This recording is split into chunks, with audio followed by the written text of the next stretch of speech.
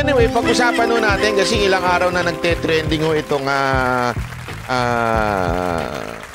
paglunok ng isang security OTS ika nga ng airport. Ang tawag po dyan OTS ha. At alam mo, no, grabe ho sobra akong dito Madam Regina, maraming salamat po. Masyado akong hindi ko alam kung ano i-react ko kasi may part sa puso ko na naawa ako kasi naawa ako na parang ganun na ho ba talaga tayong mga Pilipino na tila gutom na. Ganun na ba ho ba tayong kapatay gutom, ika nga? Diba? Sir Randel, maraming salamat. Miss ka na ni Madam Boss. Uy, Madam Mechu, magandang araw po sa inyo. Pasensya na, medyo feeling under the weather na naman si Banatbay.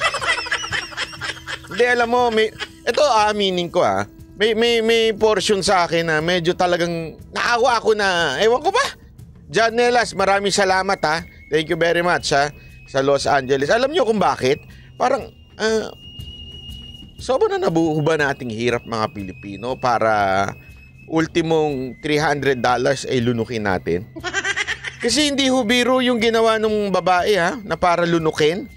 Hindi ho biro yun. Sa katunayan, meron ako napanood na news. Sabi nga nung news na ito, dahil sa ginawa niyang yan, maaari pa siyang pwede siyang magkasakit o sumabit sa lalamunan niya. I-surgery kasi hindi ho natutunaw yun Yung pera na yun, hindi ho na. Tsaka, anong purpose mo? Ba't mo nilunok? Tutunawin mo. Hindi mo na mailalabas ng buo yan Diba? Alam mo yun, hindi mo mailalabas ng buo yan. Mas maintindihan ko pa siguro yung mga nilulunok na may sachet tapos may naka-plastic. Hindi mo matutunaw yung plastic, lalabas talaga sa wet packs mo yun. Pero yan, hindi mo mailalabas. Hindi ko nga alam kung dahil ba nataranta na siya, dahil feeling niya may nakakita sa kanya. Pero gayon pa man, talagang sobrang hirap na. Sobrang hirap na sa Pilipinas, kalagayan ng Pilipinas. Alam mo, no wonder, mayroon akong mayroon nagkwento sa akin na kaibigan ko, sabi niya, na isang pulis, sabi niya, alam mo, kaya rin naman dumadami ang krimen. Kasi habang humihirap ang tao, naghahanap yan ng paraan. Kasi alam mo naman sa buhay, ang buhay tuloy-tuloy yan, di ba? Ano ibig sabihin ng tuloy-tuloy? Hindi naman tumitigil yan Kailangan yung anak mo mag-aral. Minsan, pag nag-aral pa yung anak mo, magkakasakit pa yan. Pag nagkasakit pa yan, kailangan mo ng pagpapagamot. Tapos habang nagpapagamot ka, tumataas ang bilihin, di ba? Ibig sabihin, uubos talaga yung pera mo. Tapos, kung saan-saan mo pa minsan nagagamit, di ba? May mga utang ka na binabayaran. Marami ho dyan, hindi pa sumasahod, nakaalat na yung kanyang sahod dun sa utang. Ay, pagka ako nagkasahod na ganito, babayaran ko ito. Pagkatapos ito, babayaran ko ito. Ito naman. Kaya lang, biglang magkakasakit sa kalagitnaan. Di ba? Tapos, hindi mo rin maintindihan ang ating panahon. O yung panahon natin na maulan-ulan, minsan mapapagastos ka, mapapagrab ka. Hindi ho biro di ba? Hindi ho biro yung nangyayari sa mga tao. Kaya na lang din, siguro minsan, dahil hindi ko ito ginajustify hindi ko ginajustify po ito na gumawa ka na ng hindi tama dahil naghihirap na tayo bilang bayan. Pero gano'n na nangyayari, di ba? Parang naghihirap na talaga tayo ng todo-todo. Marami sa atin ang talagang kumakapit na sa patalim. At isa na nga ho ito sa pagkapit sa patalim. Yung pong lunukin mo ang pera, di ba? 300.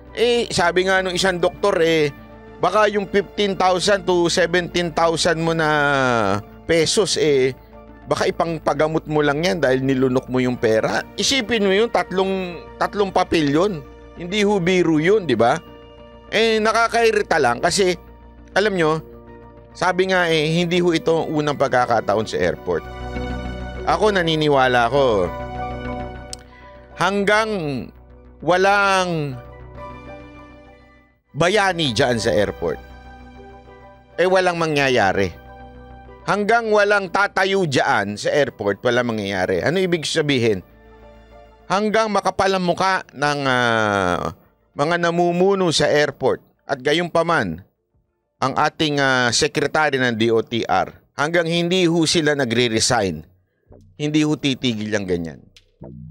Kasi ho, walang umaako ng problema. As if everything is okay. As if nothing is happening. Parang, ganyan talaga normal. Basta, didemanda na lang namin yan. Parang ganun di ba? Ang problema, wala hong tumatayo, ika nga. Wala ho talagang, alam mo yun, walang magsasabi nga, hindi, tama na to. Magre-resign na ako dahil palpak na ito. Palitan na, ayusin na, baguhin na talaga. Ganun hanggang wala pong pagbabago, abay, pambihira. Maniwala ho kayo sa akin, uulit lang ito. Pare-parehong dismayado ang Department of Transportation at ilang senador sa panibagong kaso ng pagnanakaw ng isang security personnel sa NAIA. Hirit naman ang isang mambabatas, itaas na ang sahod nila para malayo sa tukso. Nasa frontline ng balitang yan si Gerard de la Peña. Hindi na bagong issue ng mga ninanakawang pasero sa Ninoy Aquino International Airport kung saan sangkot ang mga tauhan ng Office for Transportation Security o OTS. Kahit si Transportation Secretary Jaime Bautista, tila na puno na.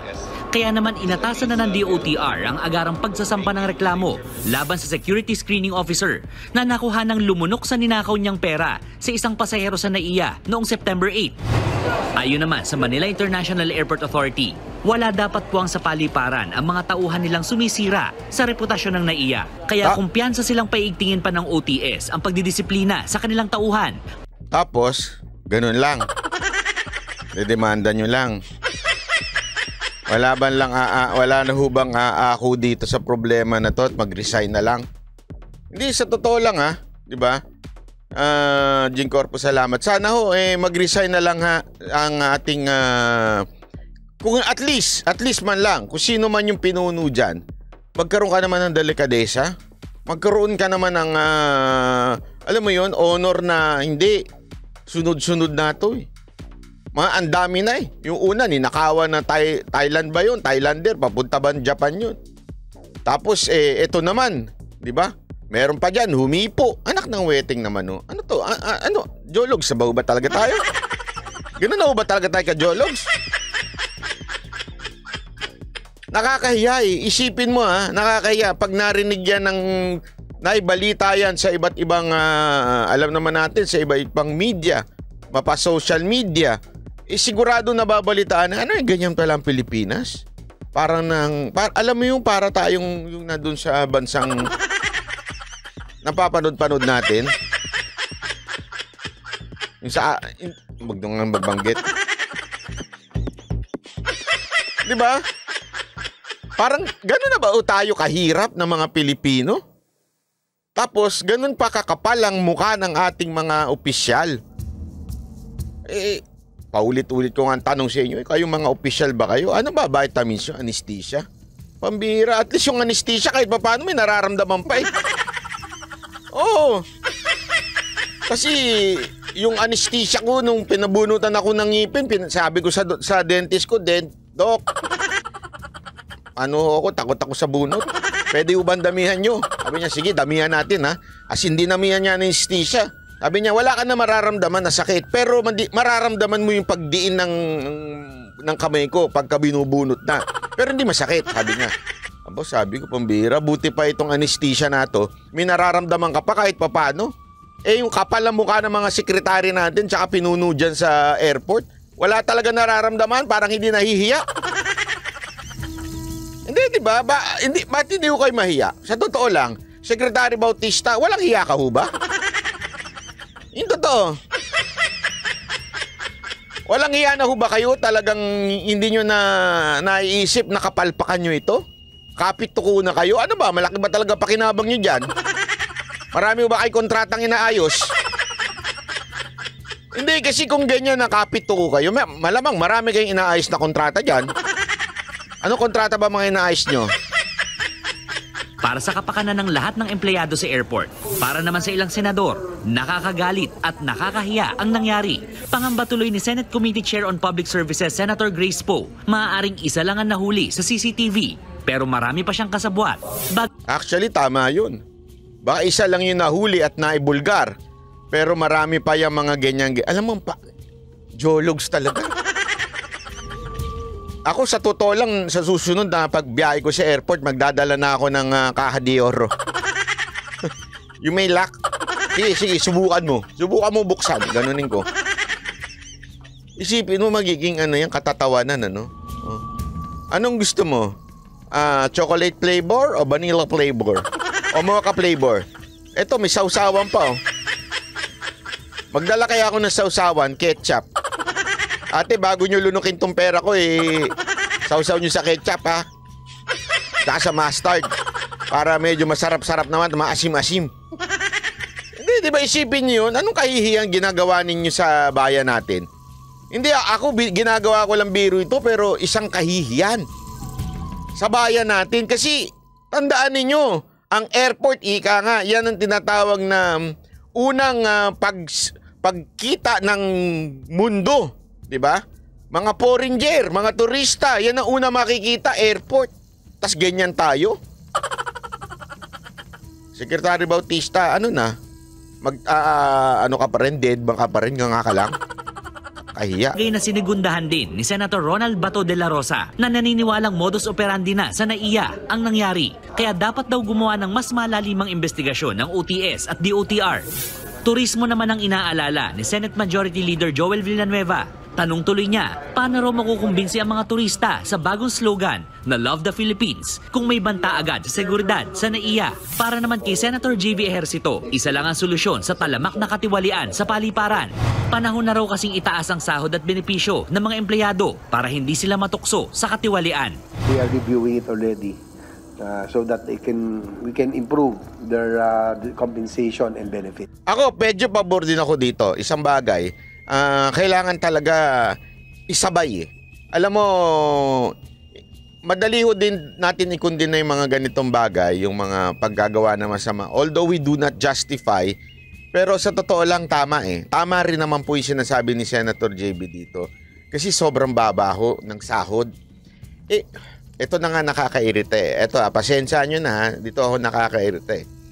Marami dyan, pagka regular government employee ang baba ng sahod. Katotohanan yan.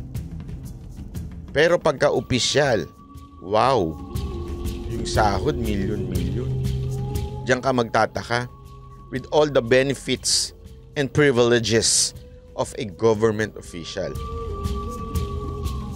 Kaya din minsan, alam mo yun, parang ang sarap sanang kundinahin ng todo-todo, pero kung susubukan mong laliman pa ang isip at lawakan mo pa isip mo, minsan kasi talaga nga namang hindi natin ito gina-justify pero tama din tama din yung panawagan ni Senator JB na medyo itaas natin yung sahod. Kasi kung gigipitin naman natin kung yung sahod nila panahong kopong-kopong yung sahod nila, paano nga naman sila titino, di ba? Kasi alam nyo, ito walang biro ito. Paano ko nasabi yung ganyang klaseng resulta? Alam nyo, nung panahon ni Pangulong Duterte, nung tinaas niya yung sahod ng mga pulis at ng mga militar, maniwala kayo sa hindi, pero marami ho dyan ang tuminong mga pulis. Marami ho dyan ang mga tuminong mga sundalo. Dahil nung tinaas yung sahod, yung dinoble yung sahod. Kasi talaga nung dati, nung mga nakakausap ko nga, sobrang baba na sahod. Talaga nga naman, sabi nila, matetempt talaga silang, alam mo yung pumatos doon sa mga lagay-lagay na mga barker, lagay-lagay na mga ano. Kasi nga, masyadong mababa talaga. Kaya nung panahon ni Pangulong Duterte, marami ang tumino, umayos. Okay? Hindi ko naman sinasabing dahil doon ma-eradicate na yung problema. Yung problema talaga, hindi mo maalis yan. Ibig ko sabihin, meron gagawa niya mga masasamang loob ng mga pulis, mga ilang kahit tinaas mo na sahod, magiging greedy pa rin. Meron pa rin yan. Pero marami ang nababawasan. Okay? Ganon din naman po sa katulad niyan. Security personnel, minsan natetempt dahil nga medyo, alam mo yon, pagka underpaid, pansin mo yan Halimbawa sa mga mall, pag ang isang tao underpaid, Ay, grabe ho ang sungit. Lalo na sa mga server. Yung para bagang ayaw pagpasok mo ng restaurant, parang sasabihin nila, magko-close na kami. Isang oras pang bago mag-closing, magko-close na kami. Kasi nga underpaid Marami hong ganyan na nagmamadaling umuwi kasi underpaid. O yung iba naman, alam mo yun, nagnanakaw talaga dahil kulang talaga ang sahod. Sana lang tingnan din. Aside from higpitan, baka naman pwedeng bawasan natin yung mga sahod ng mga sekretary.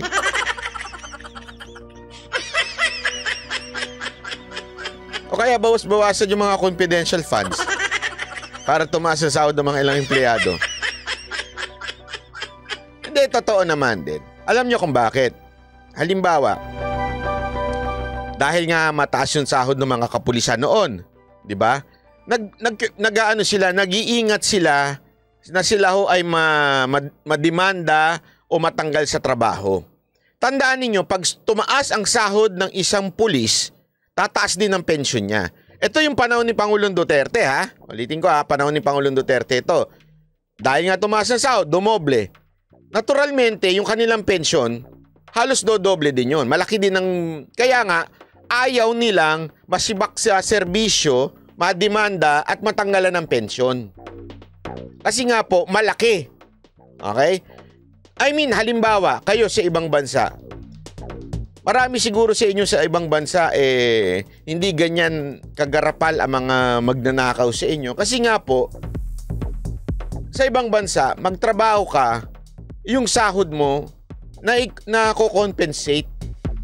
Ibig sabihin, meron kang, alam mo yun, hindi magtrabaho. Kasi nga, di ba, halimbawa ako nga lagi, di ba, sa Japan. Maging masipag ka lang sa Japan, mabubuhay ka Bakit? Ang laki ng sahod Di ba? Hindi ko alam sa ibang bansa pero sa Japan, kwento sa akin ng mga kababayan natin doon, dito, mga Pilipino dito nagsusurvive. Bakit? Una, maabilidad. Pangalawa, pag masipag ka lang dito, mataas ang sahod. Di ba? Talagang hindi mo maiisip na gumawa ng krimen at pauwiin ka sa Pilipinas. Kasi pag nahuli ka, makukulong ka. If there is opportunities, definitely medyo magiging careful ka na mag-take chance na gumawa ng masama. Kasi meron ka na natatanggap ng maganda mataas na sahod mo. Ba't ka pa gagawa ng kalokohan? Di ba? Ang problema, itong mga kababayan natin, nakakalungkot. Dahil pag government employee ka, makikita mo ang baba ng sahod mo, tapos samantalang yung mga department head, grabe ang sahod, milyon-milyon. Diba ho, yun nga lang sa BSP, diba? Bangko Sentral ng Pilipinas, pag tiningnan mo yung sahod, grabe ho. Kaya naman pala nakakabili ng mga Ferrari. O, Mayor. Napakinggan ko si Mayor Magalong. Totoo ito napakinggan ko si Mayor Magalong. Interview niya kay Christian Esguerra. Tinanong si Christian Esguerra rin, sira din ng ulit. Tinanong kung magkano sahod niya. Umaabot na ng 190,000 as a mayor. Tapos ang take home more or less 140, 150. Sabi ko, bay, okay din Okay pala mag-mayor Mayor kaya ako. Sabi nga niya, tapos siya bilang dating sundalo, meron pa siyang pensyon. Diba? Tapos, kasi pinag-uusapan nila tungkol sa korupsyon doon. Sabi ko, tama nga naman yung sinasabi niya na minsan talagang greedy na lang yung ilang mga opisyal dahil mataas naman ng sahod, maayos naman ng sahod, tapos mangungurap pa. Tama, mali. Tama siya doon may punto siya doon. Pero dito ka magtataka. Bakit ang tataas ng sahod ng mga opisyal nangungurakot pa, tapos itong mga government employee lang, di ba? Magtataka tayo minsan na nagnanakaw sila. Naintindihan niyo yung analogy? Kung yun niyang matataas ang sahod ng mga opisyal ng gobyerno, nagnanakaw pa. Ano may expect natin dito sa mga government employee na mababa ang sahod. Naturalmente, magnanakaw din yan. Di ba? Kaya nga, hindi ko naman sinasabing magiging deterrent yung pagtaas ng sahod ng mga empleyado. Pero sana man lang, yung something na pag ikaw ay matinong tao, ika nga. Diba? Pag ikaw ay matinong tao, masasatisfy ka kahit papaano. Hindi, okay na ako dito. Basta, wala akong problema, wala akong kabit, wala akong iba pang ginagawa, wala akong bisyo, wala akong luho. At matino ka, kung mataas ang sahod mo, okay na. Pero kasi ngayon, kahit matino ka, dahil nga sa baba ng sahod, minsan napepuwersa. Lalo na pag may pangangailangan ng pamilya. Kasi alam nyo, madali hong manghusga pero pagka ang isang tao, lalo na isang magulang, mayroong pangangailangan ng anak, maniwala kayo sa hindi. Di ba? Medyo gagawin lang lahat niyan para lang makakuha at makatulong sa kanyang anak.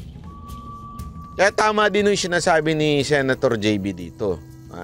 OTS Act, no, para matignan natin so that the OTS employees will receive a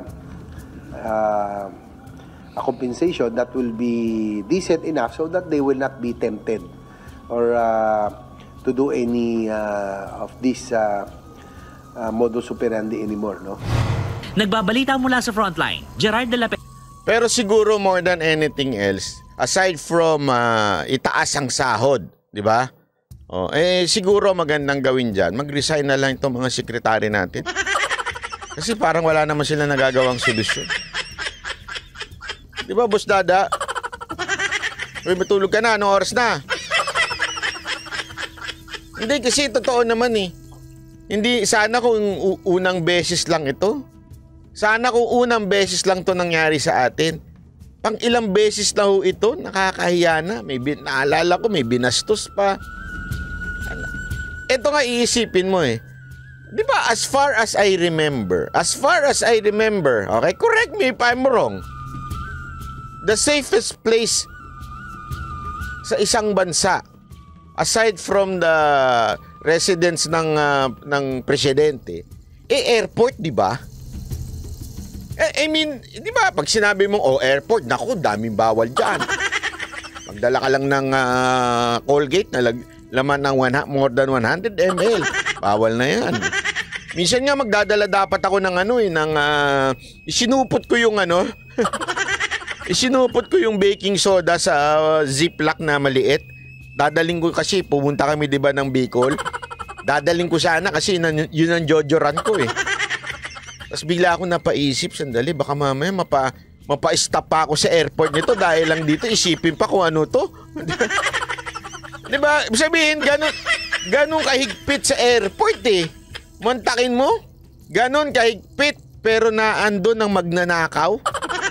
At yung magnanakaw, yung nagpapatakbo ng airport.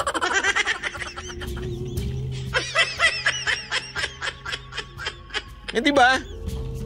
Kaya nga sana naman itong ewan ko sino mga GM natin ngayon sa airport, parang hindi kilala. Parang wala nang absent. Kung sino ka mang GM ng airport, kung sino ka mang general manager ng airport, wala na rin ho ba kayong hiya? Walang hiya ho ba kayo? Sir, ano bang nasa isip nyo? Ba't di nyo inaayos yan? As far as I remember, nung panahon ni PRRD, wala tayong nakitang problemang ganyan.